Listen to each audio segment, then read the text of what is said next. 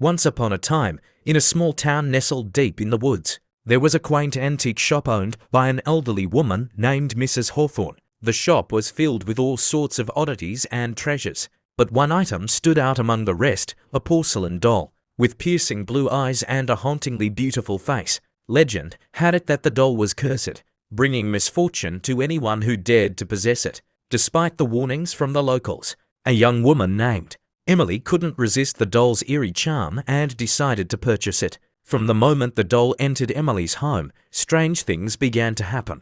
Objects would move on their own, whispers could be heard in the dead of night, and a feeling of dread hung in the air. Emily tried to ignore the signs, convincing herself that it was just her imagination. As days turned into weeks, Emily's once peaceful life descended into chaos. She would wake up with scratches on her arms, her belongings would go missing, and the doll seemed to be watching her every move with its unblinking eyes. One stormy night, as the wind howled outside and the shadows danced on the walls, Emily heard a soft voice calling her name. Trembling, she followed the sound to the room where the doll sat on a shelf, its eyes now glowing with an otherworldly light. The doll spoke, its voice cold and hollow, recounting tales of sorrow and despair. Emily realized too late the grave mistake she had made in bringing the cursed doll into her home. With a scream, she tried to flee, but the doors were locked, the windows barred shut. In a final act of desperation, Emily grabbed the doll and threw it into the fireplace,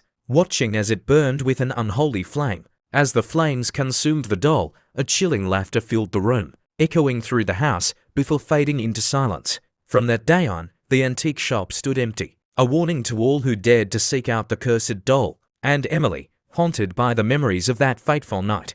And so, the legend of the haunting doll lived on, a cautionary tale for those who dared to tempt fate with forces beyond their understanding.